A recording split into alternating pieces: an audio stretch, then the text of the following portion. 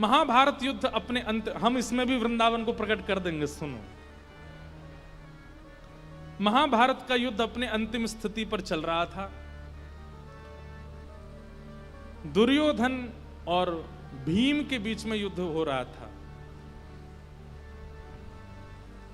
तभी ठाकुर जी की आज्ञा से भीम ने दुर्योधन की जंघा पर प्रहार किया और जंघा टूट गई दुर्योधन की। महाभारत का युद्ध पांडव जीत गए। लेकिन दुर्योधन मरा नहीं है, अभी जांग टूटी थी उसकी, खड़े रहने लायक नहीं बचा था। बदले की भावना उसके चित्त में प्रकट होने लगी और मन में विचार करने लगा कि मैं युद्ध में तो नहीं मार पाया, लेकिन मरते मरते पांडवों के साथ ऐसा तो कुछ कर जाऊं कि ये भी राज्य गद्दी पर ना बैठ पाए। बंधुओं, एक बात हमारी बहुत ध्यान से सुनो, इधर देखो सब लोग। इस प्रकार की भावना यदि कभी मन में आती है बैठे बैठे लेटे लेटे कि मुझे नहीं मिला तो उसको भी नहीं मिलना चाहिए,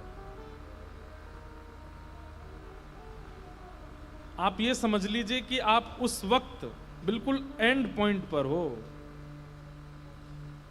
स्वधर्म, स्वभाव, मधुरता सब खत्म हो चुकी है आपके अंदर, तभी ये भाव प्रकट हुआ है। आप सब अपने आप को भली भांति जानते हैं।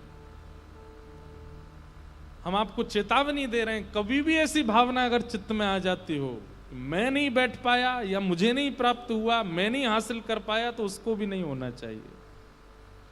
देखो, मजाक के रूप में हो तो अच्छा है, उसमें कोई दिक्कत नहीं। जैसे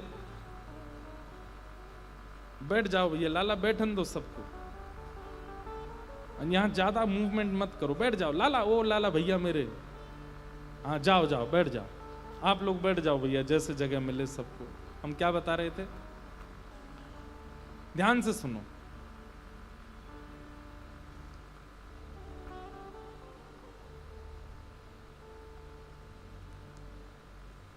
कोविड आया था ना, जब लॉकडाउन लग गया था सब जगह, इतने घबरा गए सब लोग। उस समय हमारे कई परिकर के लोग हमारे पास ही रुक गए, वृंदावन में फंस गए बेचारे, कैसे जाएं अपने घर।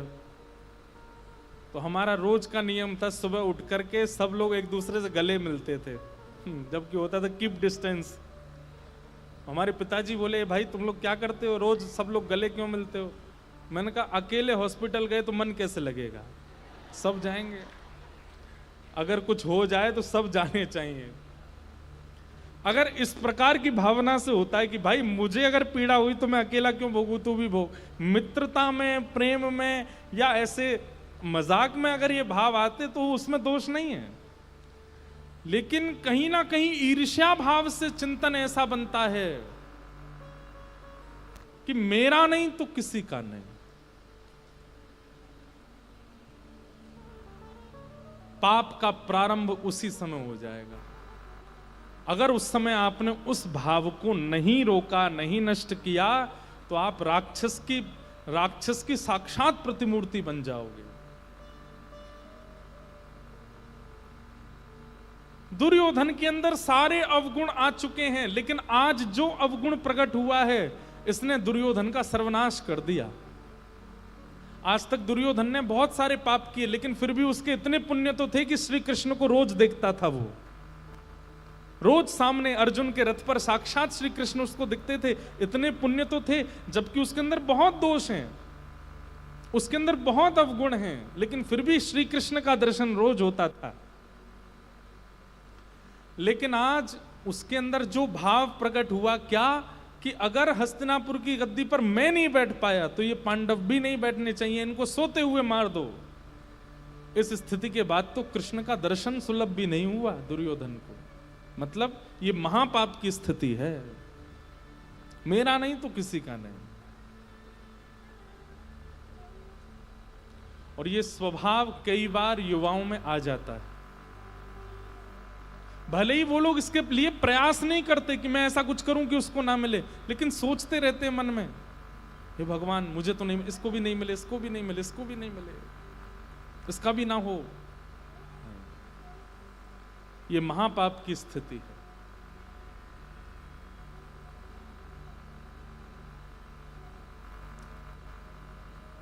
दुर्योधन की जंघा टूट गई और दुर्योधन उस समय अश्वत्थामा से कहता है, अश्वत्थामा बहुत हो गया धर्म युद्ध, अब अधर्म युद्ध होना चाहिए। और वो कैसे होगा? बोले रणभूमि में नहीं मार पाए हम 500 पांडवों को, लेकिन सोते हुए 500 पांडवों को मार सकते हैं। हस्तिनापुर की गद्दी पर अगर हम नहीं बैठे तो ये भी नहीं बैठ पाएंगे, हम इनको भी लायक नहीं छोड़ेंगे, जाओ सोते हुओं को मार दो। और अश्वत्थामा ने भेज दिया। इसे कहते हैं अपने दुख से कम दुखी हैं, दूसरे के सुख से ज्यादा दुखी हैं, वो प्रसन्न क्यों है? अश्वत्थामा अर्धरात्रि में गया, लेकिन ठाकुर जी पांडवों को लेकर के कहीं और चले गए, सोते हुए द्रौपदी के 5 पुत्रों को मार दिया। अब देखो इससे क्या समझ में आया कि ऐसे विचारधारा से क्रिया करने वाले से पाप नहीं फिर महापाप होता है। निर्दोष द्रौपदी के 5 छोटे बालक मार दिए अश्वत्थामा ने, महापाप किया, बाल हत्यारा हो गया वो।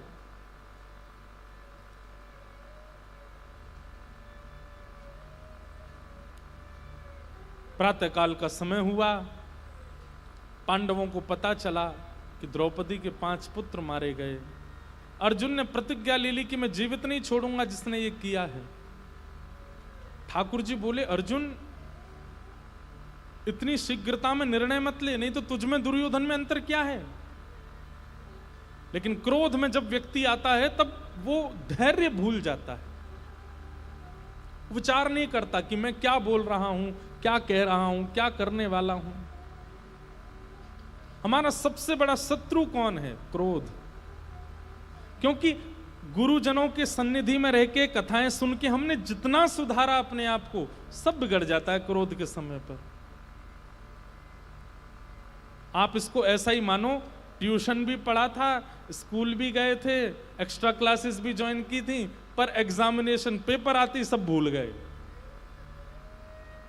क्रोध क्या है और क्रोध की स्थिति क्या है?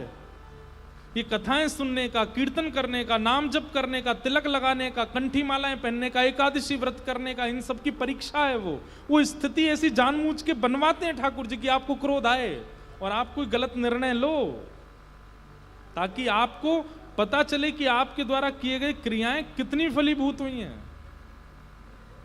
इसलिए क्रोध में अपने आप को संभाल लिया कीजिए। क्रोध आना बुरी बात नहीं है, सबको आता है, हमें भी आता है। पर क्रोध में एक चीज हमने पिछले 9 साल में कथा करते करते एक चीज हमने सीख ली, क्रोध में मौन हो जाना। जब क्रोध आता है तो मौन हो जाना। और क्रोध में दूसरी चीज होती है स्वीकार कर लेना, जो है ठीक है, विवाद ना करना है। और बाकी परिस्थिति के अनुसार होता है। लेकिन सबसे बड़ा एक गुण भागवत जी की कृपा से आया, इतने लोगों के बीच में कह रहा हूं कहीं ये चला ना जाए, क्योंकि शास्त्र आज्ञा करते हैं भीड़ में गुण का वर्णन करने से गुण घटता है और भीड़ में दोष का वर्णन करने से दोष घटता है। तो कहीं ये गुण चला नहीं जाए, भागवत जी रक्षा करें। लेकिन क्रोध में मौन रहने का मन होता है और ये अच्छा है, बहुत निर्णयों में सहायक होती है ये बात। ठाकुर जी अर्जुन को समझा रहे हैं, अर्जुन क्रोध मत कर, लेकिन अर्जुन ने ठाकुर जी की सुनी नहीं, प्रतिज्ञा ले ली कि मैं जीवित नहीं छोड़ूंगा।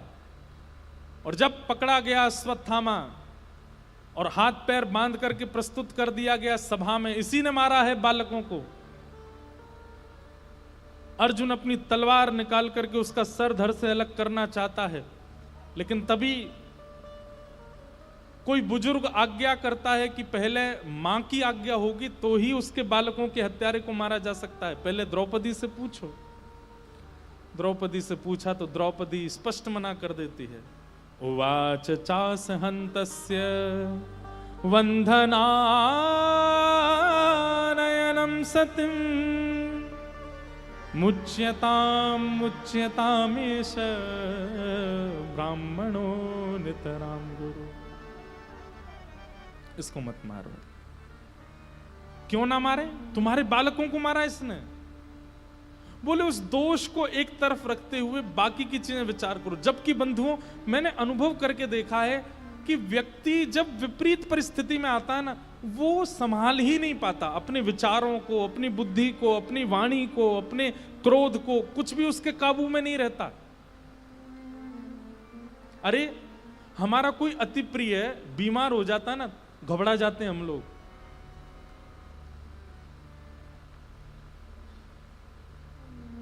उस समय पता चलता है कि आपका सत्संग कितना फला आपको। वो धैर्यता जो आपकी नष्ट हो जाती है ना हृदय की, वो बताता है कि आपकी एकादशी सारी व्यर्थ थी, केवल दिखावा था, कुछ नहीं हो पाया। क्योंकि कई बार ऐसा होता है कि इतने लोग जुड़े हैं, किसी किसी के घर में कोई ना कोई विषम परिस्थिति आती है, वे लोग जब बात करते हैं तो महाराज जी, गिरधर लाल जी ने ऐसा कर दिया, ऐसा कर दिया, हमने क्या बुरा किया उनके साथ, हम इतनी कथाएं आपकी सुनते हैं, हमारे साथ ऐसा क्यों हो रहा है। उस समय तो हम कोई ज्ञान नहीं दे सकते, लेकिन मंच पर हम बोल सकते हैं कि इतना धैर्य आपका टूटना, ये बताता है कि आपका कथा का और एकादशी व्रत आदि नियमों का कोई फल नहीं मिला। ये धैर्य कहां चला गया? द्रौपदी को देखिए, ठाकुर जी क्यों रीझ गए द्रौपदी से। उसके 5 बालक मरे पड़े हैं सामने, और वो द्रौपदी क्या कह रही है? इसको मत मारो। क्यों? हमारे गुरु का बेटा है, और गुरुपुत्र गुरु समान होता है। आत्मा वही जायते पुत्र अर्जुन। विचार करो, जिन्होंने धनुष उठाना सिखाया, बाण रखना सिखाया, चलाना सिखाया, वो गुरु जिनकी वजह से तुम गांडीव धनुषधारी अर्जुन कहलाते हो, उनका पुत्र है वो। उसको मत मारो। दूसरी बात द्रौपदी कहती है, ये भी किसी मां का बेटा है। और रही बात, इनकी मां विधवा है, उनके पति नहीं है। हमारे गुरु मारे जा चुके हैं युद्ध में, मां विधवा, एक पुत्र है बस, और इसको भी मार दोगे तो वो अकेली नारी। मेरा कष्ट मुझे दिख रहा है, मेरे 5 बालक मरे, पर मुझे संभालने के लिए 5 पति हैं। इनके पुत्र को तुम मार दोगे, इसको मार दोगे, इनकी मां को कौन संभालेगा? उनके पति भी नहीं है और बेटा भी नहीं है। मेरी हाथ जोड़ के प्रार्थना, इसको मत मारो। ठाकुर जी उस समय इतने गदगद हो गए, इतने प्रसन्न हो गए, प्रेमाश्रु, ठाकुर जी के नेत्र लाल पड़ गए और धीमे धीमे अश्रु गिरने लगे ठाकुर जी के नेत्रों से। बोले गीता सुनाई अर्जुन को, लेकिन फली द्रौपदी को है। आज इसका निर्णय देखो। भगवान ने भरी सभा में द्रौपदी को हृदय से लगाया। बंधुओं, अनुकूल परिस्थिति में आप क्या निर्णय लेते हो, क्या खाते हो, क्या पीते हो, कहां बैठते हो, क्या एक प्रकार से ये समझो ये चीटिंग है। बहुत ध्यान से समझिएगा। आप जैसा चाहते हो खा रहे हो, जहां चाहते हो बैठते हो, जहां चाहते हो घूमते हो, जैसे चाहो सोते हो, जिससे चाहो मिलते हो। ये एक प्रकार से मानो कि क्लास टीचर की सिर उस तरफ घूमा हुआ और आप चीटिंग कर करके पूरा क्वेश्चन हल कर रहे हो, लेकिन जैसे क्लास टीचर आपकी ओर देखेगा, पेन हिल नहीं पाएगा आगे। जब प्रतिकूल आती हैं परिस्थितियां, तब समझो ठाकुर जी आगे चेयर लगा के बिल्कुल आंख में आंख गाड़ के देख रहे हैं। बोल अब कर, अब क्या करेगा। और उस समय भी यदि कोई व्यक्ति अपने उस जीवन रूपी प्रश्न पत्र का हल करता है, ठाकुर जी उठ करके हृदय से लगा लेते हैं। आज द्रौपदी ने वो करके दिखाया। इस परिस्थिति को भगवान ना करे, जीवन में कोई मां अनुभव करे कि उसके संतान उसके नेत्रों के आगे ना रहे। क्या पीड़ा होती है मां को, ये मां जानती है। लेकिन उस परिस्थिति में एक मां अपना धैर्य नहीं खो रही है। ठाकुर जी ने हृदय से लगाया द्रौपदी को, और द्रौपदी को एक नया नाम दे दिया। बोले द्रौपदी, विश्व मुझे कृष्ण कहती है, और कृष्ण कहकर के विश्व का कल्याण होता है। तेरा नाम कृष्णा, अगर कोई कृष्णा भी कहेगा तो उसका भी कल्याण हो जाएगा। आज तेरी परिस्थिति देख करके मैंने अनुभव किया, कृष्णा नाम द्रौपदी का है। निरीक्ष कृष्णाप कृतम गुरु सुतम बामस्व भावा कृपया न नाम च। कृष्णा नाम है द्रौपदी का। भगवान को बहुत प्रिय है द्रौपदी। ये वही द्रौपदी है जिसको भीष्म पितामह के दर्शन कराने ठाकुर जी ले जाते हैं, तो चलने में थोड़ी धीमे चल रही थी। क्यों? जूतियां पहनी है उसने। ठाकुर जी कहते हैं रुक यहीं पर, नीचे पैर ऊपर कर अपने। द्रौपदी कहती नहीं नहीं नहीं, आप परमात्मा हो। भगवान बोले चुपचाप खड़ी हो जा, चल ला। उसकी जूतियां उतारते हैं और अपनी ऐसे बगल में दबा लेते हैं और कहते हैं अब जल्दी जल्दी चल, भीष्म पितामह के पास जाना आशीर्वाद लेने। ठाकुर जी उसकी जूती उठा लेते हैं, अर्धरात्रि में जाकर के उसको उठा करके कहीं घुमाने ले जाते हैं, उससे बैठ करके बातें करते हैं, उसके साथ उसी की थाली में भोजन कर लेते हैं। इतना सुख तो, इतना प्रेम तो ठाकुर जी किसी को नहीं देते जितना द्रौपदी को देते हैं।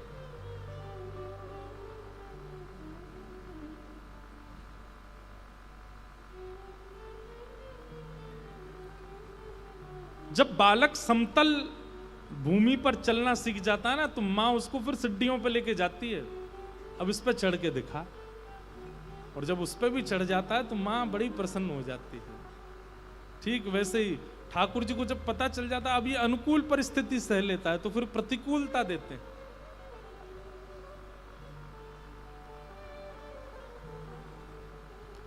नाम का आश्रय प्रधान लिया होगा, कथाएं खूब भाव से श्रवण की होंगी, जीवन में उतारी होंगी, तो प्रतिकूलताएं कुछ नहीं बिगाड़ पाएंगी आपका। द्रौपदी मना करती है इसको मत मारो, और भगवान बड़े प्रसन्न हो जाते हैं। अर्जुन भगवान से पूछता है तो ठाकुर जी कहते हैं ब्रह्म बंधुर न हंतव्य आतताई बधारण, इसको मत मारो। तब भरी सभा में सिर के केश मूड़ करके, दाढ़ी मूड़ करके अश्वत्थामा को निकाल दिया। लेकिन अश्वत्थामा अपनी बदले की आग में जल रहा था। जलता रहे, कई लोग कहते हैं उसको हमने छोड़ दिया वो फिर से ऐसा करेगा, करता रहे।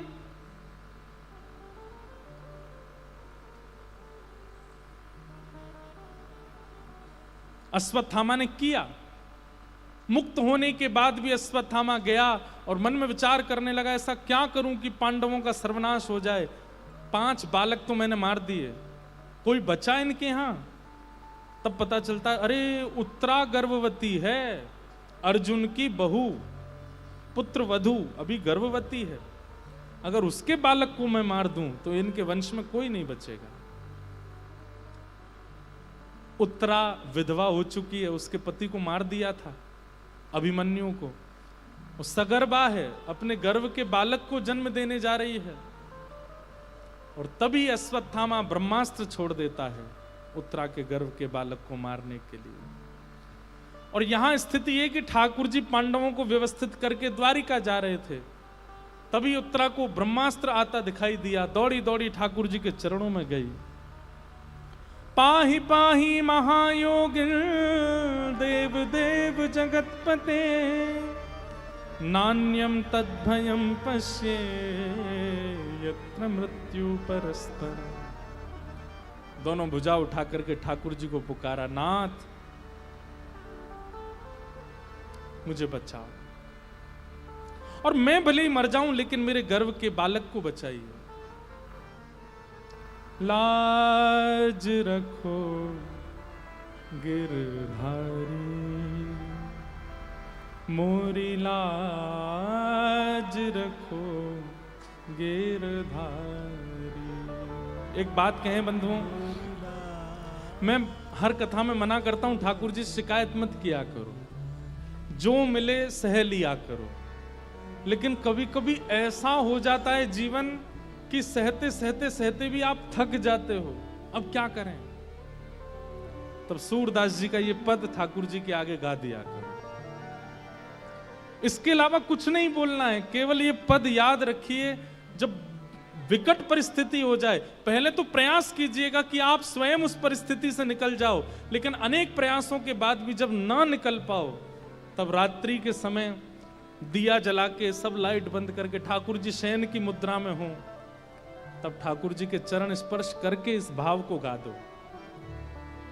जैसी लाज राखी अर्जुन की, जैसी लाज राखी अर्जुन की, जैसी लाज राखी अर्जुन की, जैसी लाज राखी अर्जुन की। भारत युद्ध पछारी, भारत युद्ध पछारी, सारथी हो के रथ को हांक्यो, सारथी हो के रथ को हांक्यो, सारथी हो के रथ को हांक्यो, सारथी हो के रथ को हांक्यो। चक्र सुदर्शन धारी, भक्त की एक न तारी, मोरी लाज रखो गिरधारी,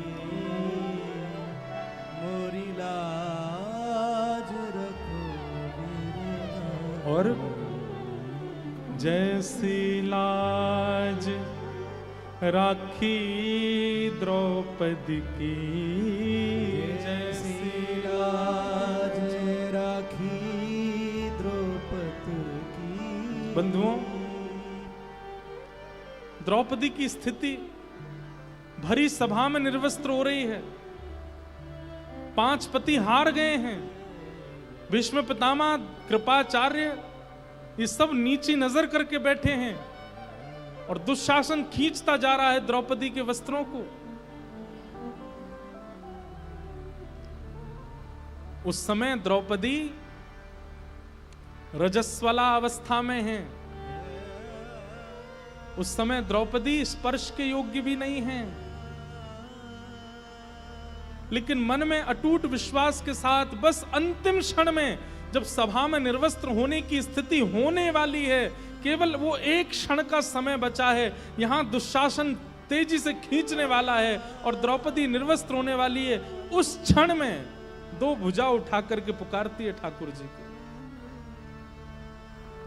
हे कृष्ण द्वारिका वासिन क्वासी क्वासी मां भुज। कहां हो द्वारिकाधीश? तुम्हारी बहन निर्वस्त्र हो रही है भरी सभा में। किम न पश्यसि केशव, क्या आपको दिखाई नहीं देता?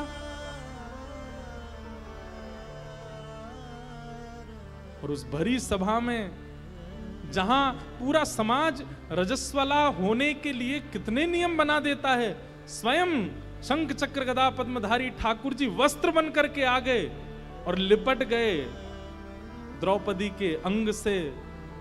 दुशासन की भुजा थकित भई, वसन रूप भय श्याम। निर्वस्त्र नहीं होने दिया द्रौपदी को। जैसी लाज राखी द्रौपदी की, जैसी लाज राखी द्रौपदी की। होन ना दीनी उघारी, होन ना दीनी उघारी। खेचत खेचत 2 भुज हारे, खेचत खेचत 2 भुज हारे। दुशासन पछधारी, हाँ चीर बढ़ायो मुरारी। मेरी लाज रखो गिरधारी, मोरी लाज। और अंतिम पंक्ति बड़ी अद्भुत है इस पद की। सूरदास की लाज रखो प्रभु, सूरदास की लाज रखो प्रभु, सूरदास की लाज रखो प्रभु, सूरदास की लाज रखो। अब को है रखवारी, अब को है रखवारी। अभी तक तो ठाकुर जी से प्रार्थना कर रहे थे, अर्जुन का नाम लेकर के, द्रौपदी का नाम लेकर के ठाकुर जी से प्रार्थना कर रहे थे। लेकिन अब भी जब ठाकुर जी नहीं आए तो सूरदास जी पूरा पद गाते गाते अंत में अपनी प्रार्थना की स्थिति बदल देते हैं। और अभी तक ठाकुर जी से प्रार्थना करते करते सूरदास जी मन में विचार करते हैं, अरे मैं किससे प्रार्थना कर रहा हूं? अरे मैं ब्रज वृंदावन में बैठा हूं, यमुना के तट पर बैठा हूं, यहां ठाकुर जी थोड़ी आएंगे रक्षा करने के लिए। तब क्या गाते हैं? राधे राधे सुमिरन प्यारे, राधे राधे सुमिरन प्यारे, श्री राधे राधे सुमिरन प्यारे, राधे राधे सुमिरन प्यारे, श्री वृषभानु दुलारी, मैं शरण में आयो तिहारी। श्री वृषभानु दुलारी, और मैं शरण। जैसे ही राधे राधे सुमिरन प्यारे, श्री वृषभानु दुलारी जैसे ही सूरदास जी ने गाया, इतने में ठाकुर जी प्रकट हो गए। प्रकट होकर के हाथ पकड़ लियो, अरे मैं आ तो गयो, तू किशोरी जी को श्रम काई को दे रहो है? सूरदास जी बोले, जब तक किशोरी जी को नाम नहीं लियो जाए आप आओ ही नहीं हो, या हमारी किशोरी जी को स्मरण करनो पड़ो।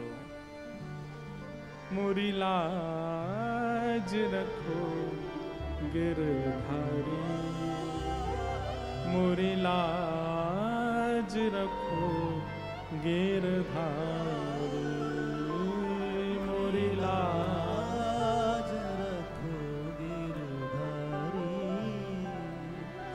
मोरी लाज रखो गिरधारी। बहुत विपत्ति जीवन में आ जाए तो पहले प्रयास कीजिए कि सही है, दूसरा प्रयास कीजिए कि उससे निकलने का प्रयास कीजिए, उससे निकलने के लिए जो जो सुविधाएं हो सके करिए। और तब भी कोई आस ना दिखती हो तब भी शिकायत नहीं करनी है, इस पद को ठाकुर जी से कहना है बस।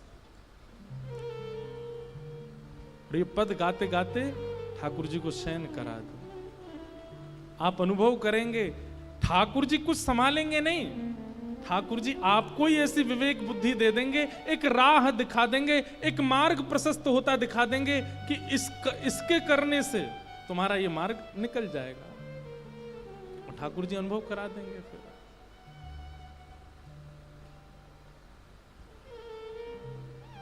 आज उत्तरा के गर्भ के बालक को मारने के लिए ब्रह्मास्त्र छोड़ दिया और दौड़ी दौड़ी गई ठाकुर जी के पास, दोनों भुजा उठा करके कहा, हे जगन्नाथ, हे जगत स्वामी, मैं भले ही मर जाऊं लेकिन मेरे गर्भ का बालक ना मरे। मेरे पति को चक्रव्यूह में पहले ही मार दिया, बिना पति के जन्म देना बालक को मेरे लिए दुष्कर है, लेकिन मैं फिर भी इस बालक को जन्म देना चाहती हूं और चाहती हूं ये आपका भक्त हो। मैं मर जाऊं लेकिन ये बालक जीवित रहे, कैसे भी करके इस ब्रह्मास्त्र को 9 मास के लिए रोक दीजिए बस। उत्तरा की उस करुण पुकार और उसमें भी ये बालक आपका भक्त हो, इसमें अभिमन्यु की छाया है, ये सब शब्द सुनकर के ठाकुर जी का हृदय करुणता से भर गया।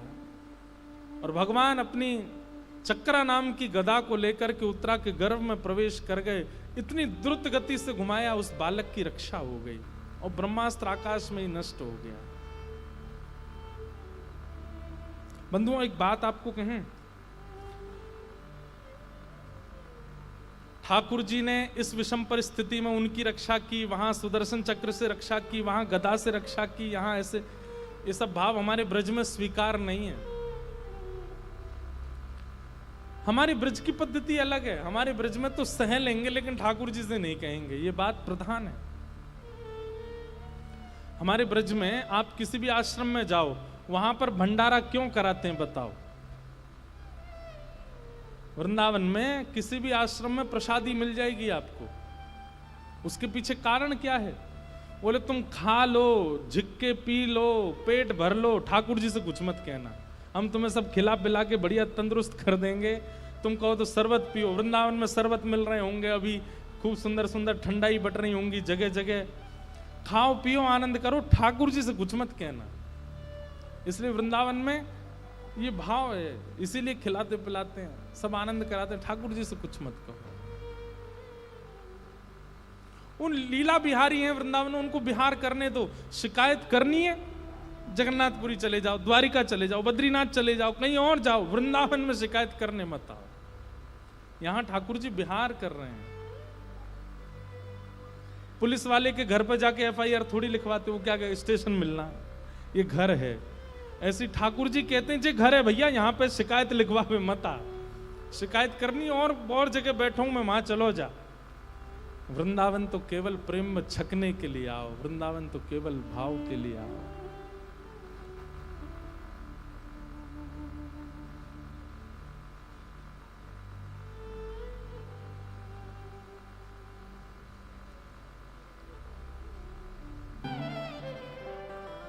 ऐसी हमारी किशोरी जी।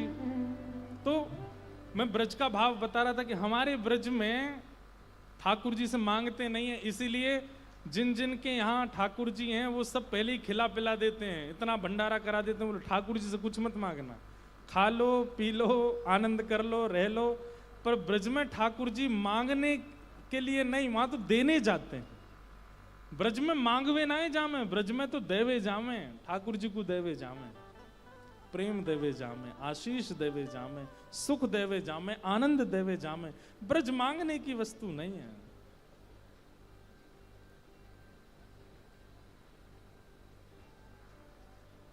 कुंती के गर्भ में प्रवेश करके भगवान ने उसके बालक की रक्षा की, और यही बालक कालांतर में भविष्य में जाकर के परीक्षित बने।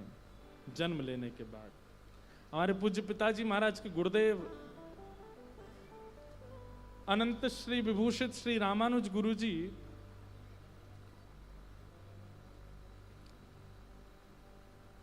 वे निवेदन करते हैं कि ठाकुर जी इतने बालक मां के गर्भ में नष्ट हो जाते हैं, ठाकुर जी सबकी रक्षा तो नहीं करते।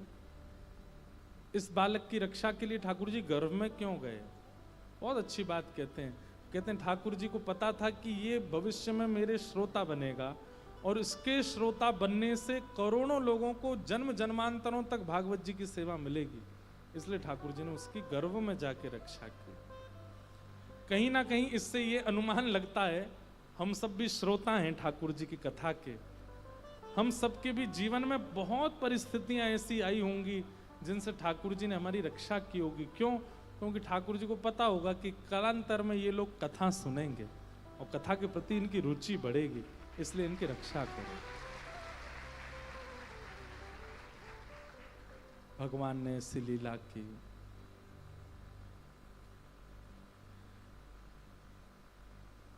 लेकिन इस छवि को कोई नहीं पहचान पाया कि ठाकुर जी ने गर्भ में जाके रक्षा की, सिवाय एक के। कौन? कुंती। कुंती ने देख लिया कि ठाकुर जी ने गर्भ में जाकर के रक्षा की है, और कुंती ने भगवान से जाकर के कहा, नाथ मैं सब समझ गई हूं, आप अभी क्या करके आए हो। ठाकुर बोले, क्या समझ गए? बोले, तुमने अभी गर्भ में प्रवेश करके बालक की रक्षा की, मैंने देखा। आप परमात्मा हो। कि नमस्ये पुरुषम त्वाद्यम ईश्वरम प्रकृते परम अलक्ष्यम सर्वभूतानां अंतर्बहिरवस्थितम्। मैं जानती हूं कि आप साक्षात परमात्मा हो। कुंती ने भगवान की स्तुति गाई। कुंती की स्तुति सुनकर के ठाकुर जी हर्षित हुए। कुंती की स्तुति में एक बात है, मैं पहले कथा में इसको बहुत कहता था, बहुत दिन से नहीं कहा, आज कहूं। कुंती की स्तुति में एक शब्द ऐसा है जिस शब्द से ठाकुर जी बहुत रीझ गए, और वो शब्द क्या है? कुंती भगवान की स्तुति गाते हुए कहती है, यथा ऋषिकेश खलीन देवकी कंसेन रुद्धार्त चिरम सुचार्पितम विमोचिताहं सच आत्मजा विभो त्वयैव नाथेन मुहुर्विपद्गणात्। इस स्तुति में एक शब्द है। पूरी स्तुति का अर्थ यह है कि कुंती माता कहती हैं कि हे नाथ, आप अपनी मैया देवकी से भी ज्यादा मुझसे प्रेम करते हो, ये मैं जानती हूं। भगवान बोले, आप ऐसा कैसे कह सकती हो कि मैं अपनी मां से ज्यादा आपसे प्रेम करता हूं? तो कुंती कहती है कि आपसे पहले आपकी मां ने 6 बालकों को जन्म दिया था, लेकिन आपने उन 6 बालकों की रक्षा नहीं की। कंस ने सबको मार दिया। 7वें बालक के रूप में बलराम जी आए, जो कि गोकुल प्रस्थान कर गए। लेकिन मेरे 5 बालकों की आपने ऐसे रक्षा की जैसे कोई साथ में छाया रहती हो। इससे ये बात स्पष्ट होती है कि आप मुझे देवकी से ज्यादा प्रेम करते हो। एक बात कहें,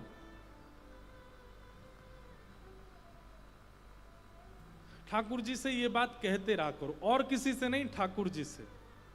क्या कहते रहा करो? आप मुझसे बहुत प्रेम करते हैं, मुझे पता है। नित्य अपने ठाकुर जी की सेवा करने के बाद, आरती पूजा वंदन करने के बाद, नाम जप आदि से निवृत्त होने के बाद, अपने काम पे जाने से पहले ठाकुर जी को बोला करो, हम आपसे बहुत प्रेम करते हैं। तो सब कहते हैं, आप बोलो, आप मुझसे बहुत प्रेम करते हैं, मुझे पता है। किसी दिन ठाकुर जी पूछ बैठेंगे, कैसे पता कि मैं तुमसे प्रेम करता हूं? अरे रात में भोजन मिलता है, कौन बनाता? आप ही तो दे के जाते हो। रात में सोने को मिलता है, सुबह उठ जाते हैं, चाय मिलती है, स्नान ध्यान करके तैयार होके आपकी सेवा करके ऑफिस जाते हैं, पैसा मिलता है। ये सब आपकी, मतलब जो प्राप्त हो रहा है उसको पर्याप्त मान के ठाकुर जी से कहो, आपकी बड़ी कृपा है। अगर इस सभागृह में कोई ऐसा व्यक्ति बैठा जिसको ज्यादा नहीं मिलता, जितना मिलता उसका भी ठाकुर जी से कहो, बड़ी कृपा है आपकी। क्यों? 3 दिन से भूखा था, लेकिन आज सुबह चाय बिस्किट मिले मुझको आपकी कृपा से। आपकी बड़ी, आप मुझसे बहुत प्रेम करते हो। ये विश्वास चित्त में जागृत कर लो कि ठाकुर जी आप मुझसे बहुत प्रेम करते हो। इस विश्वास से ही बहुत कुछ अनुभव होने लगेगा आपको। हम संशय में रहते हैं कि ठाकुर जी हमारे भाव स्वीकार करते होंगे कि नहीं, हमारी प्रेम लक्षणा भक्ति से प्रसन्न होते होंगे कि नहीं, हमारे इस भाव से उनको कोई बुरा तो नहीं लगता होगा, आदि आदि ये भाव हमारे चित्त में आते हैं। आज से परिवर्तित करो।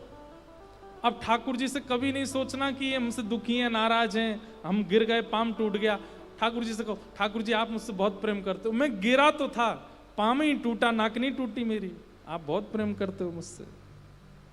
मैं गिरा तो था, हाथ में फ्रैक्चर हुआ, सिर नहीं फूटा मेरा, इसका मतलब आप प्रेम तो करते हो मुझसे।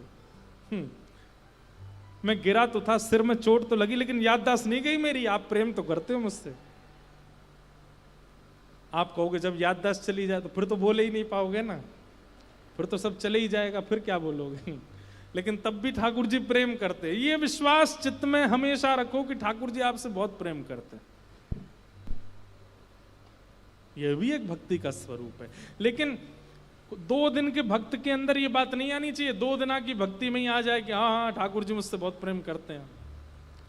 बहुत दिन तक जब ठाकुर जी के स्मरण में रहे हों, बहुत दिन तक त्याग में जीवन जिया हो, खूब भक्ति की हो, उसके बाद चित्त में ये विश्वास प्रकट कर लो, ठाकुर जी मुझसे बहुत प्रेम करते हैं। आप लोग तो ये भी कह सकते हो हमसे बहुत प्रेम करते हैं। हम वृंदावन नहीं जा पाते, लेकिन हर साल उल्लासनगर में वृंदावन आ जाता है, हमसे बहुत प्रेम करते हैं। आप तो इस भाव में भी स्वीकार कर सकते हो। तो ये बात याद रखिएगा जो लोग एकादशी नियम करते हैं, तुलसी नियम करते हैं, नाम जप करते हैं, गुरु निष्ठा से रहते हैं, कथाएं श्रवण करते हैं, आज के बाद हम छूट दे रहे हैं, आप ठाकुर जी से खुले कहा करो, आप मुझसे बहुत प्रेम करते हो। आप प्रेम करते हैं तभी तिलक विराज रहा है, आप प्रेम करते हैं तभी कंठी विराज रही है, आप प्रेम करते हैं तभी एकादशी के लिए मन होता है, आप प्रेम करते हैं तभी कथा सुनने को मन होता है, आप प्रेम करते हैं इसीलिए वृंदावन जाने का मन है। आप मुझसे बहुत प्रेम करते हो। ये बात हम कहां से सीख रहे हैं? कोई कहे आपको टोके, टोकने लायक छोड़ो नहीं, किसी को बताना ही नहीं जो आपको टोके। लेकिन फिर भी कोई कह दे कि अब बताओ, तुम ठाकुर जी से कहते हो कि आप हमसे बहुत प्रेम करते हो, किसी से सुना? हाँ सुना। किससे? कुंती से। कुंती कह रही है भगवान से कि आप मुझसे बहुत प्रेम करते हो।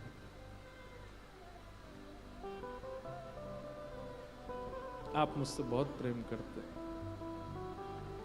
हमारी एक खबर पहुंचा दो भैया यहां बाहर, कि जो लोग बाहर खड़े हैं वो वहीं बैठ जाएं। अगर व्यास मंच की बात मान के वहीं बैठ जाएं तो कम से कम सुन तो लेंगे। अंदर आने की होड़, जगह ही नहीं अंदर। व्यासपीठ पे बैठ जाओ, हमारे कंधा पे चढ़ जाओ। और लेट आए हैं तो भाई जगह तो मिलेगी नहीं ना, वहीं बैठ जाओ। कल एक स्पीकर बाहर भी लगवा देंगे, वहीं बैठ के सुन लिया करो। क्या निवेदन कर रहा था मैं? हाँ, कुंती क्या कहती है? आप मुझसे बहुत प्रेम करते हो। भगवान बोले ये पहली बार सुना मैंने कि कोई भक्त कह रहा है कि आप मुझसे बहुत प्रेम करते हो। ठाकुर जी को अच्छा लगा सुन करके।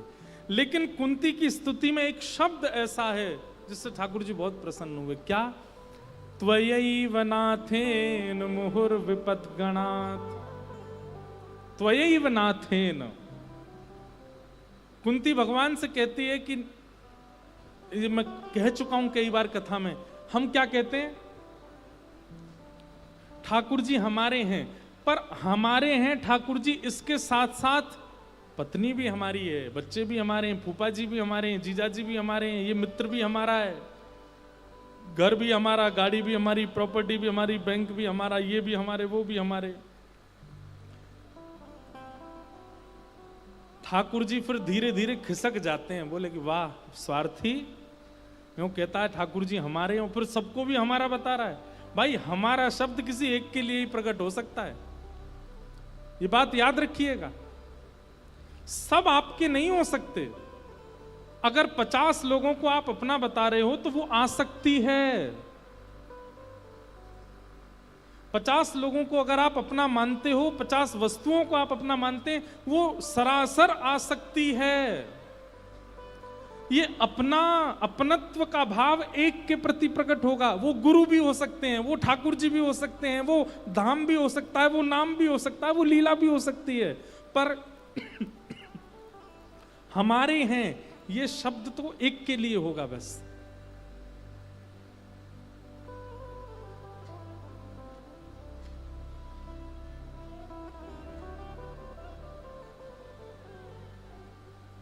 एक वो भाव गाते हैं ना, सियाजू के नाते से राम जी हमारे हैं, है ना? कैसे उसका मुझे स्थाई याद नहीं आ रहा है। उसमें ऐसे कहते हैं, किसी को याद है? सियाजू के नाते से राम जी हमारे हैं। मतलब ठाकुर जी हमारे हैं, और फिर इसके बाद इनके नाते से ये भी हमारे हैं, इनके नाते से वो भी हमारे हैं, इनके नाते से ये हमारे हैं। जिनका उनसे नाता नहीं है उससे हमारा कोई नाता नहीं है। कुंती की स्तुति में ये शब्द स्पष्ट है कि नाथ केवल आप मेरे हो और कोई मेरा नहीं है। त्वयैव नाथेन मुहुर विपद गणात्।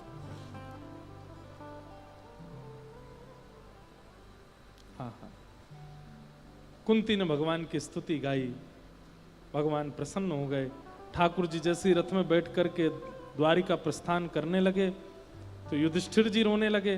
भगवान युधिष्ठिर को लेकर के भीष्म पितामह के पास गए। भीष्म पितामह ने भगवान की स्तुति गाई और युधिष्ठिर के हृदय के संताप का निवारण किया। तत्पश्चात भगवान द्वारिका प्रस्थान कर गए। उत्तरा के गर्भस्थ बालक ने जन्म लिया। जिसका नाम परीक्षित रखा गया। परीक्षित बालक का जन्म हुआ। बड़े बड़े ब्राह्मण आए और ब्राह्मणों ने आकर के परीक्षित की बड़ी महिमा बताई। बोले महाराज, आपका ये बालक सामान्य नहीं होगा, आपका ये बालक अति श्रेष्ठ है। गुणी गुण बताने लगे उस बालक के। तब युधिष्ठिर जी महाराज ने कहा कि आप इस बालक की कुंडली में सारे गुणी गुण बता रहे हो, कोई अवगुण नहीं है। क्योंकि पृथ्वी का नियम है कि यहां गुण अवगुण दोनों होते हैं सबके अंदर, कि कोई भी ऐसा नहीं है जिसके अंदर अवगुण ना होते हो। पर हां, अवगुण हैं, पर गुरुजनों की कृपा से, भागवत जी की कृपा से वह अवगुण धीरे धीरे धीरे धीरे समाप्त होने लगते हैं। बाकी जन्म लेते ही, थोड़ी थोड़ी आयु बढ़ते ही अवगुण गुण दोनों सबके अंदर जागृत होते हैं।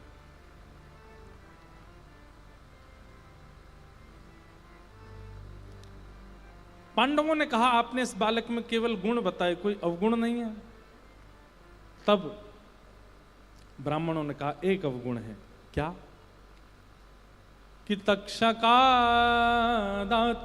मृत्युम द्विजपुत्रोपसर्जिता प्रपत्स्यत उपश्रुत्य मुक्त संग पदम हरे। महाराज, इस बालक की मृत्यु तक्षक सर्प के दंशन से होगी, और तक्षक सर्प ब्राह्मणों के अपमान के बाद ही डसता है।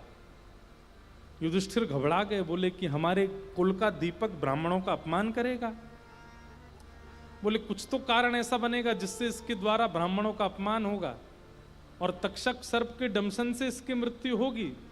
लेकिन आप चिंता मत करो, किसी सदगुरु के जीवन में आने के बाद प्रपत्स्यत उपश्रुत्य मुक्त संग पदम हरे, इसको भगवत चरणार बिंदों की प्राप्ति हो जाएगी। एक बात बंधुओं लिख लीजिएगा, हरि प्रसन्न होत तो वैकुंठ देत, हरि प्रसन्न होत वैकुंठ देत, पर हरिजन प्रसन्न हो तो हरि को देत। समझ में आई बात? ठाकुर जी प्रसन्न होते हैं तो वैकुंठ मिलता है, लेकिन कोई हरिजन प्रसन्न हो जाए तो ठाकुर जी मिल जाते हैं। और वो बात का प्रमाण यहां हुआ।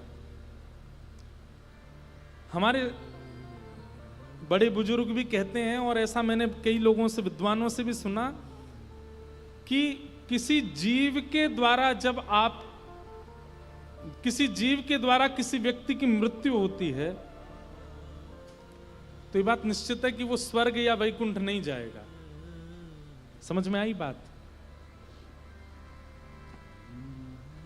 मान लो गधा ने ही लात मार दी, और लात ही मुंह पे ऐसी जगह पड़ी कि पधार गए। तो जीव के द्वारा अगर मृत्यु होती है तो वैकुंठ या स्वर्ग की प्राप्ति नहीं होती, मतलब पुनर्जन्म लेना पड़ेगा। और उसमें भी सर्प के द्वारा यदि किसी व्यक्ति की मृत्यु होती है तो ये 100% श्योरिटी होती है कि इसको भगवत दर्शन नहीं होंगे, भगवत धाम की प्राप्ति नहीं होगी।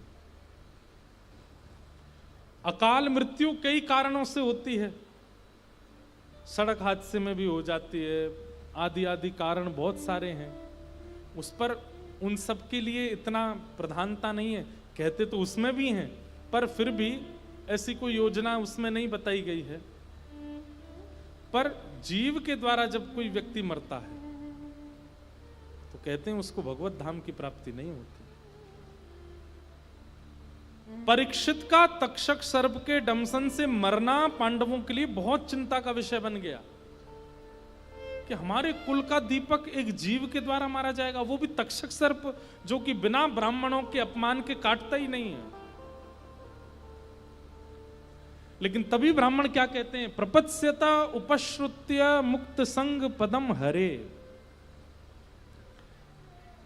तक्षक सर्प के दंशन से आपके इस बालक की मृत्यु होगी, लेकिन इसके जीवन में एक हरिजन आएंगे, इसके जीवन में एक भगवत भक्त आएगा, और वो भगवत भक्त अपनी वाणी के द्वारा तक्षक सर्प के दंशन से होने वाले दोष को मिटा करके इसको भगवत चरणारविंदों की प्राप्ति करा देगा। हरि जन का संग कितना आवश्यक है जीवन में, एक वैष्णव संग कितना जरूरी है जीवन में। इसलिए भैया हरि प्रसन्न तो वैकुंठ देत, हरिजन प्रसन्न तो हरि को ही देत। इसलिए हरिजनों को रिझाओ, ठाकुर जी को मना के रखना, ठाकुर जी को रिझाने के रखना। ठाकुर जी को रिझाने से कोई विशेष अभिप्राय नहीं, ठाकुर जी के जनों को रिझाओ, ठाकुर जी के जनों को प्रसन्न रखो, उनकी खूब भाव सेवा करो, उनको खूब प्रसन्न रखो, उनसे मित्रता करो। मैं तो कहता हूं कि जैसे श्री राधा रमन लाल जी के कपाट खुलते ही सबकी भुजाएं खड़ी हो जाती हैं, श्री राधा रमन लाल की जय, सब बलैया लेने लगते हैं, सबके नेत्र अपलक हो जाते हैं, पलक झपकना भी नहीं चाहता कोई। राधा रमन जी के दर्शन खुलते ही, राधा वल्लभ जी के दर्शन खुलते ही बिहारी जी के दर्शन इतने उतावले हो जाते हैं, एक दूसरे पर चढ़ के दिख जाएं कैसे भी ठाकुर जी, और ठाकुर जी को देखते ही सबके मुखमंडल पर प्रसन्नता आ जाए, इतने खुश हो जाते हैं सब। ठीक वैसी ही प्रसन्नता हरिजनों को देख के खुश हो जाए, मन नाचने लगे, आनंदित हो जाए। भगवत कृपा।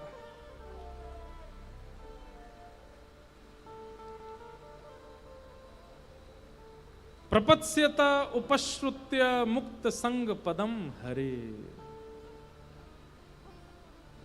एक बार कुछ संतों की टोली तीर्थ यात्रा पर जा रही थी, बहुत ध्यान से सुनिएगा। तो प्राचीन काल में ऐसा होता था, अब तो नहीं होता, अब तो साधन भी इतने हो गए कि एक दिन में ही पहुंच जाते हैं। पहले जब साधन नहीं थे तो संत जन क्या टोली बना के चलते थे, और रात में जिस नगर में पहुंचते थे उस नगर के किसी वैष्णव परिवार में जाके कहते, भैया हम इतनी मूर्ति हैं, हमारी व्यवस्था कर दो। तो वैष्णव परिवार स्वयं बाहर सो जाते थे, लेकिन संतों को रहने की, खाने की सब व्यवस्था करते थे। प्राचीन भारत में कोई मना भी नहीं करता था। आप लोग कभी पुराने, अब बंबई आदि में तो बच्चे नहीं होंगे, पुरानी जगह पर जब जाओ, पुराने किसी गांव में जाओगे तो आपको एक चीज दिखेगी, घरों के बाहर बैठने के ऐसे चबूतरे बने होते हैं। क्यों? कोई राहगर जा रहा हो तो वो बैठ जाए। घरों के बाहर नल लगे होते हैं कि वो जलपान कर लें, थोड़ी देर थक गए हो तो सो जाएं। पहले होता था, अब नहीं होता। अब तो घर के बाहर गाड़ी खड़ी कर दो, ए भैया नो पार्किंग, और बाहर ही लिखा रहता कुत्ते से सावधान, बैठना नहीं यहाँ पे, तुम्हारे रुकने के लिए नहीं है, जाओ चलते बनो। अतिथि देवो भव पहले था, अब नहीं है, अब नहीं। अब तो जिसको हम बुलाएं वो अतिथि है, उसकी सेवा करते हैं, और प्राचीन भाव खत्म हो गया। भगवान की हम पर इतनी कृपा है कि हमारे यहाँ तो मिलने वाले आते हैं, वो अतिथि नहीं है, किसी को हम जानते नहीं, बिना जाने ही आते हैं, फिर भी सबकी सेवा हो जाती है। अतिथि देवो भव, ये बात हमारे शास्त्रों में कही गई। इसका मतलब क्या है कि अतिथि को देवता के समान मान के उसकी सेवा करो, उससे भी ठाकुर जी प्रसन्न होते हैं। पर आजकल अतिथि है ही नहीं। हम लोग जिसे चाहते हैं उसे अतिथि मान करके बुलाते हैं। अतिथि वो नहीं, अतिथि वो जिसकी कोई तिथि ना हो आने की, जिसको हम जानते भी ना वो आ जाए। उसमें यह भी है कि क्राइम इतना बढ़ गया कि अब धीरे धीरे लोगों ने बंद कर दिया।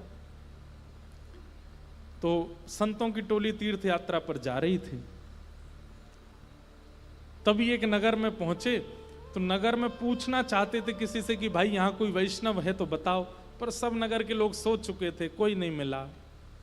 तो ढूंढते ढूंढते उन्होंने क्या देखा, एक सुंदर भवन, उस भवन के बाहर तुलसी का पौधा, भवन की दहली पर बढ़िया गोबर लिपा हुआ है, गौशाला है छोटी सी घर में ही। ये सब देख करके संत जन समझ गए कि निश्चित कोई वैष्णव का घर है। जाकर के द्वार खटखटाया, सीताराम सीताराम कीर्तन करने लगे। तभी एक युवती निकल करके आई, वो संतों को देख करके वो बड़ी प्रसन्न हो गई, चरणों में प्रणाम किया। तो मुखिया थे, उन्होंने कहा बेटी हम 50 मूर्ति हैं, हमारी व्यवस्था हो जाएगी। वो तो इतनी प्रसन्न हो गई, महाराज मेरा सौभाग्य कि आप ये सेवा मुझे दे रहे हैं। तुरंत व्यवस्था करने लगी, सबके लिए गद्दा ले आई, सबके लिए व्यवस्थाएं करने लगी। लेकिन करते करते थोड़ी सी रो रही थी, तो जो संत थे वो पहचान गए कि कुछ गड़बड़ है। उन्होंने बुलाया, इधर आओ, क्या बात है? बोले महाराज मैं एक बात छुपा रही हूं आपसे। संत बोले क्या? मैं एक वैश्या हूं और मेरे घर का जितना भी सामग्री है वो सब आपके प्रयोग की नहीं है, लेकिन मैं चाहती हूं कि मैं सेवा करूं, और मैं ये भी सोच रही हूं कहीं मैं पाप तो नहीं कर रही, क्योंकि मेरे यहां का तो सब अपवित्र है। महाराज मैंने जीवन में गुरु की बहुत खोज की, आज तक नहीं मिले, शायद ठाकुर जी ने आपको मेरे गुरु रूप में भेजा।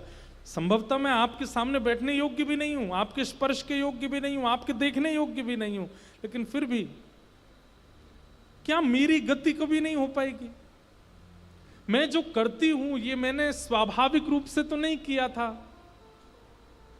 और मैं अब चाहती हूं कि मैं सब त्याग दूं, सब छोड़ दूं। क्या मुझे ठाकुर जी कभी स्वीकार नहीं करेंगे? संत के सामने तो द्वंद्व जैसा आ गया, क्योंकि बाकी के सब संत जो थे वो तो सब खड़े हो गए, और महाराज जी चलो चलो चलो, यहाँ 1 मिनट नहीं रुकना, यहाँ बैठना ही नहीं है, इसके यहाँ रुकना, इसको जब तक हमारे सामने रहेगी पाप बढ़ता रहेगा, आदि आदि बोलने लगे सब। लेकिन जो मुखिया महात्मा थे उन्होंने कहा जिसको जाना है वो चला जाए, हम तो यहीं रुकेंगे। लेकिन बिटिया तुझे मेरा एक बात माननी पड़ेगी। बोले क्या? बोले आज तक तैने जितना कमाया, एक फूटी कौड़ी से लेकर के इस घर तक, इन सब को विक्रय कर दे, और इन सब को बेच करके जितना धन बने उस धन से एक ठाकुर जी का सुंदर स्वर्ण मुकुट तैयार करवा। आकृति मैं बताऊंगा, उसमें मणि कैसे, माणिक कैसे, सब मैं बताऊंगा। अपने जीवन की सारी कमाई तू लगा करके स्वर्ण लेकर के एक सुंदर मुकुट बनवा दे, और वो ठाकुर जी को जब पधरा दिया जाएगा, ठाकुर जी सहर्ष उसको जब धारण करेंगे, उसके बाद तू अपने सब कार्यों से तिलांजलि देकर के भगवत भजन में लग जाना, ठाकुर जी तुझे स्वीकार करेंगे।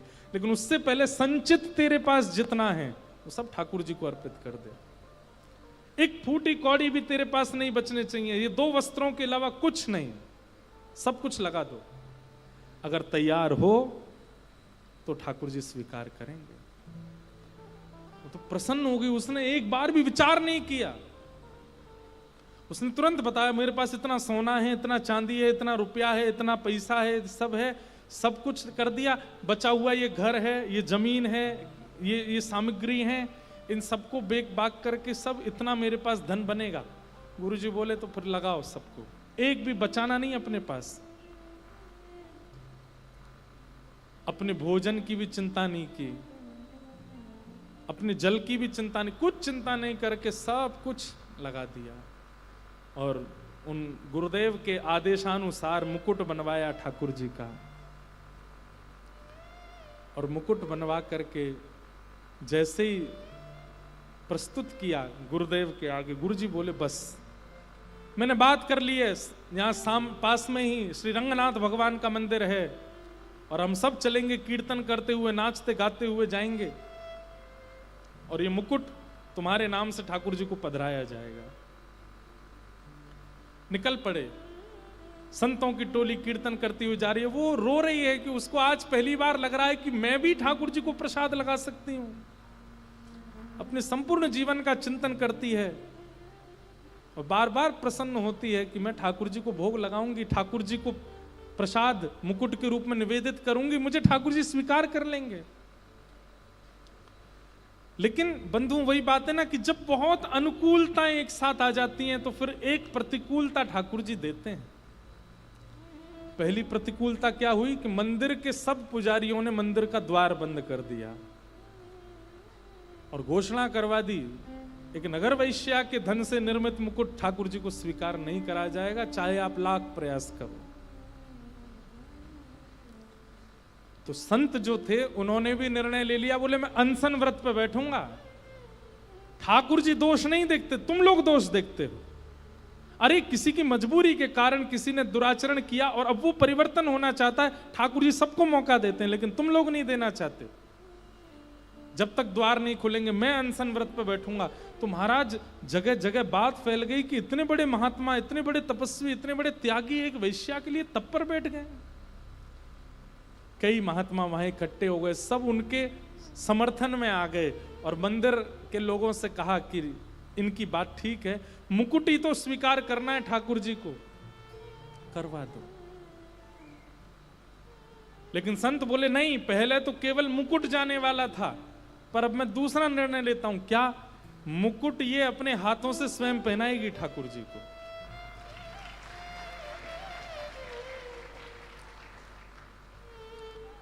मंदिर के लोग बोले इसकी स्वीकृति हम नहीं देंगे। तो फिर और विवाद हुआ, सब विवाद, बहुत दिन तक विवाद चलता रहा। फिर इसकी भी स्वीकृति हो गई कि ये मंदिर में जाकर के मुकुट पहनाएगी।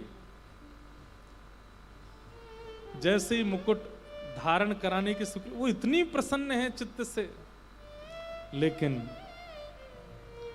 उसी समय उसकी रजस्वला अवस्था प्रारंभ हो गई और वो मंदिर में नहीं जा सकती। उस समय अभी तक तो वो महात्मा लड़ रहे थे सबसे, लेकिन आज वो महात्मा ठाकुर जी के आगे रोने लगे। बोले ठाकुर जी आप कितने निष्ठुर बन जाते हो, किसी व्यक्ति को स्वीकार करने की उम्मीद ही क्यों जगाते हो जब नहीं करना होता आपको। तो वो वैश्या थी तो उसके घर संतों को भेजा क्यों, और भेजा तो फिर उसके चित्त में सबकी त्याग की भावना प्रकट क्यों करवाई, और सब त्याग करवा करके जब मुकुट बनवा दिया तो फिर मुकुट ला करके यहां द्वार बंद क्यों करवा दिए, और जब द्वार बंद किए थे तो बंद ही रहने देते। इन ब्राह्मणों के चित्त में क्यों इच्छा प्रकट करवा दी, ठीक है मंदिर में पधराने दो, फिर मैंने इच्छा प्रकट की कि वो पधराएगी तो आपने उसको रजस्वला कर दिया।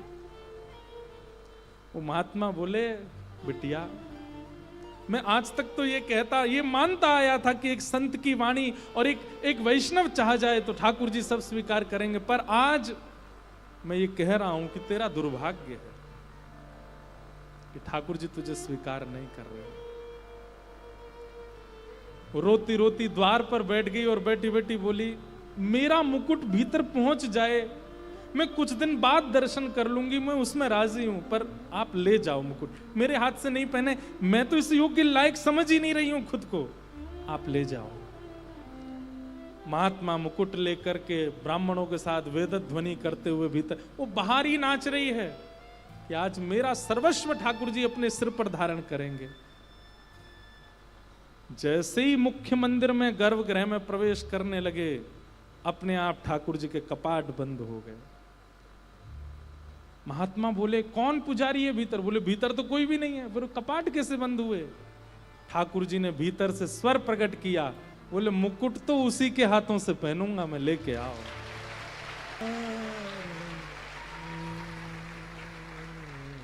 ये दृश्य देख करके सबके नेत्र सजल हो गए। नियम होते हैं बंधुओं, पवित्रता का ध्यान हमको रखना चाहिए, लेकिन अगर ठाकुर जी रीझ जाए ना तो सारी बेड़ियां तोड़वा देते। महात्मा दौड़ते दौड़ते बाहर आए, आकर के उस वैश्या को सिर पर हाथ रखा, बोले देवी मैंने अभी थोड़ी देर कहा कि तू दुर्भाग्यशाली है, पर अब कह रहा हूं तुझसे बड़ा सौभाग्यशाली कोई नहीं, स्वयं ठाकुर जी पुकार रहे हैं भीतर। और वो रजस्वला अवस्था में एक वैश्या भीतर प्रवेश करती है। जैसे ही गर्भगृह में प्रवेश करती है, ठाकुर जी बोले, ठाकुर जी स्वीकार करे, ये तक तो ठीक था, पर देखते देखते सबके सामने ठाकुर जी ने अपना सिर नीचे किया और उसके हाथों से मुकुट धारण करवाया। और मुकुट धारण करते ही वो बाहर निकल करके आई और ठाकुर जी के शीश पर अपनी संपूर्ण व्यवस्था अर्पित करके वहीं प्राण त्याग दिए, ठाकुर जी में विलीन हो गए। ठाकुर जी जब स्वीकार कर लेते हैं ना, ये सारी बेड़ियां, ये सारी बंधन चाहे वो पवित्रता का हो, चाहे वो जातियों का हो, चाहे वो बड़े छोटे का हो, चाहे वो सूतक पातक का हो, चाहे वो सोबर का हो, ये सब होते हैं, पर आप इनका उल्लंघन मत करो। ठाकुर जी आपके प्रेम से प्रसन्न होकर खुद उल्लंघन करवाएंगे, उसकी प्रतीक्षा करो। कई लोग लड़ने लगते हैं, ये सब तुम लोगों ने बना दिया, ये सब तुम लोगों ने बना दिया, ये सब ब्राह्मणों के द्वारा बनाए गए नियम है, ये सब ठाकुर जी नहीं करते स्वीकार, हम मानते हैं, पर आप उसका पालन करो। ठाकुर जी चाहेंगे तो तोड़वा देंगे। प्रधानमंत्री का प्रोटोकॉल होता है, राष्ट्रपति का प्रोटोकॉल होता है, उसमें उसको रहना है, लेकिन उसकी इच्छा हो जाए तो वो तोड़ सकता है। और उसकी इच्छा तभी होती है जहां उसका बहुत प्रेम हो जाता है, वहां वो अपना प्रोटोकॉल तोड़ता है। ठाकुर जी के प्रोटोकॉल हैं सारे, लेकिन ठाकुर जी इनको तोड़ते हैं जब प्रेम की अवस्था ज्यादा देखते हैं ठाकुर जी। इसलिए मैं कह रहा हूं, हरि रीझे तो वैकुंठ देंगे, लेकिन हरिजन रीझ गए तो हरि को दे देंगे। एक महापुरुष रीझ गए उस वैश्या से और ठाकुर जी को दे दिया।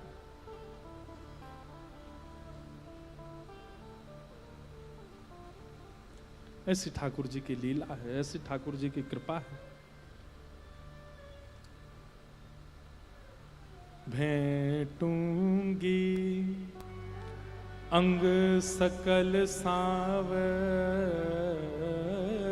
को, भेंटूंगी अंग सकल सावन को, अधर